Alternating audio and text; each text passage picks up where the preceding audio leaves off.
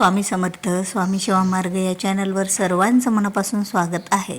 स्वामी भक्तांनो, श्री स्वामी समर्थ महाराजांच्या कृपेने आशीर्वादाने तुमच्या सर्व इच्छा आकांक्षा महाराज पूर्ण करोत हीच स्वामीचरणी प्रार्थना करूया आणि आपल्या आजच्या या नवीन आज पिठोरी अमावस्या बद्दलच्या उपायाबद्दलच्या व्हिडिओला सुरुवात करूया.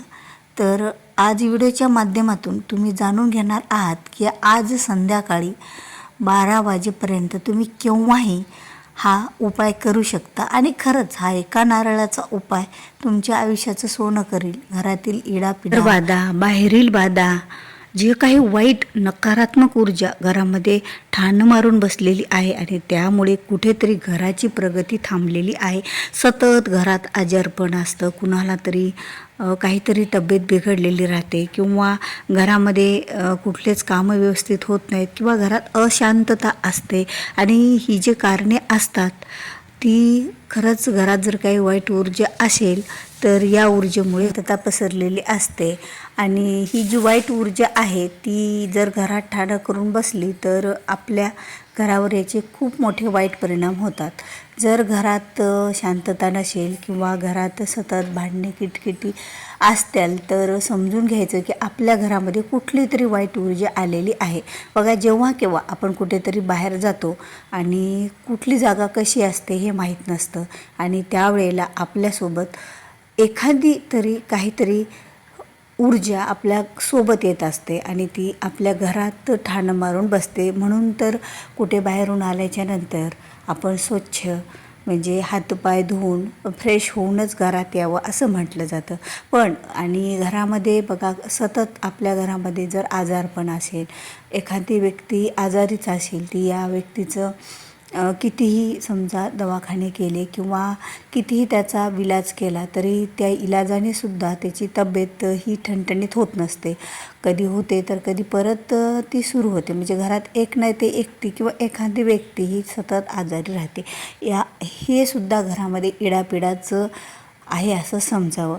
तर ह्या सर्व गोष्टी आपल्या घरातून नाहीशा होण्यासाठी आणि तसेच बघा, आज अमावस्या आहे. आता आज सकाळी 11 वाजता अमावस्या लागेल तर उद्या 11 वाजून 15 मिनटापर्यंत अमावस्या आहे. तर या एवढ्या काळामध्ये तुमच्याकडून होईल तेवढं दान हे गरिबाला किंवा कुठेतरी नेऊन द्यावं. कारण दानाचं महत्त्व एवढं आहे की अमावस्याला केलेलं दान हे आपल्याला अधिक फळ देणारं असतं आणि पितराला संतुष्ट करून देणारं असतं. त्यामुळे जरी आपल्याकडून काही पितरांची सेवा नाही झाली तरीही कुठेतरी नेऊन काहीतरी दान करावं. कारण दान केलं तर पित्र हे संतुष्ट होतात आणि याचं फळ आपल्या पितराला जात असतं.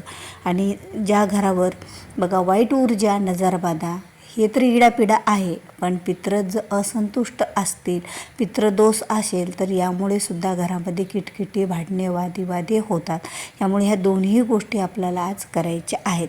तर आज आणि उद्या 12 वाजेपर्यंत केले तरी चालेल. पण आज जो हा एका नारळाचा उपाय आहे तो अमावस्याच्या रात्री कधीही केला तरी चालतो. म्हणजे सायंकाळ प्रदोष काळ झाल्याच्या नंतर जी रात्र लागते त्या रात्री हा आपल्याला उपाय करायचा आहे. त्यासाठी आपल्याला लागणार आहे एक नारळ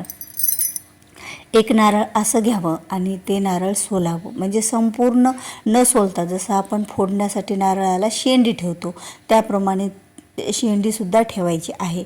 समोरून थोडंसं नारळ आपल्याला त्याच्या जटा काढायच्या आहेत आणि एका साईडला शेंडी पण ठेवायची आहे. तर बघा, हे नारळ पूर्ण सोलल्याच्या नंतर त्या नारळावर आपल्याला त्रिशूळ काढायचं आहे, जे की शंभू महादेवाचं. कारण त्रिशूळ ही असं शस्त्र होतं महादेवाचं की या शस्त्रामुळे वाईट ऊर्जा असू द्या किंवा कितीही मोठं संकट असू द्या किंवा कितीही काही घरामध्ये असू द्या, यामुळे संपूर्ण काही निघूनच जाणार. मग ते नारळ घ्यायचं आहे आणि नारळाला शेंडी काढून झाल्याच्या नंतर त्या नारळाला शेंद्राच्या साहाय्याने, आता शेंदूर तुम्हाला सगळ्यांनाच माहीत आहे, जो शेंदूर मारुतीला लावला जातो, शेंद्रीय देवतेला लावला जातो, त्या शेंद्राने आपल्याला अशा प्रकारे त्रिशूळ काढायचं आहे. आणि जी काही मी तुम्हाला या स्क्रीनवर दाखवल्याप्रमाणे त्रिशूळ काढायचं आणि जी काही शेंडी आहे बघा, जिथून आपण नारळ सोलतो त्या साईडला त्याचं टोक आलं पाहिजे, जसं दाखवलेलं आहे तसं. पण आता हे त्रिशूळ काढलं नारळावर आणि एक नारळ घेतलं, त्रिशूळ काढलं. त्यानंतर आपल्या मुख्य दरवाजाच्या बाहेर तुम्हाला जाऊन उभं राहायचं आहे. आता मुख्य दरवाजा, मुख्य मेन गेट असेल त्याच्या बाहेर जाऊन नंतर आता जो वरचा टोक आहे, आता तुम्हाला स्क्रीनवर दिसाले ते वरचं टोक आणि जो नारळाची शेंडी तिथून नारळ सोलला जातो तसं नारळ आपल्या हातात घ्यायचं आणि त्याचं ते वरचं टोक आणि शेंडीचं टोक हे आपल्या गेटकडे म्हणजे आपल्या मुख्य दरवाजाकडे ठेवायचं आणि आपल्याकडे ते साधं पाठीमागचं टोक आलं पाहिजे आणि त्रिशूळ हे सरळ आपल्या घराकडे आलं पाहिजे. अशा स्थितीमध्ये हातामध्ये तो नारळ घ्यायचा. नंतर तो नारळ आपल्याला म्हणजे खालून वरी नारळ कधीच उतरायचा नाही, वरून खाली नारळ उतरायचा. म्हणजे हातात घ्यायचा, वर न्यायचा, दोन्ही हात वर करून आणि श्री स्वामी समर्थ म्हणून नारळाचा उतार करायचा. असा उतार 11 वेळा करायचा. म्हणजे 11 वेळा श्री स्वामी समर्थ म्हणायचा आणि 11 वेळा नारळ वरून खाली उतरत आणायचा आपल्या मुख्य दरवाजाला आणि त्यावेळेला दरवाजा उघडा ठेवायचा, लावायचा नाही. कारण घरातली सर्व वाईट ऊर्जा त्या त्रिशूळाद्वारे आणि त्या नारळाद्वारे त्या नारळामध्ये आणि बाहेर निघून जात असते, सामावत असते. त्यामुळे दार हे उघडंच ठेवायचं आणि मध्ये कुठल्याही माणसाला मध्ये येऊ द्यायचं नाही. म्हणजे दरवाजात तुमच्या घरचं कोणीतरी उभं टाकलं आणि तुम्ही उतारा करतायत असं नाही. दरवाजात कोणी उभं टाकायचं नाही. सरळ इथून तिथून जेवढं तुम्ही सरळ दिसाल तिथपर्यंत कुणालाही उभं राहू द्यायचं नाही आणि त्या प्रकारे तुम्ही उतारा करून घ्यायचा 11 वेळा, वरून खाली श्री स्वामी समर्थ, श्री स्वामी समर्थ असं म्हणत.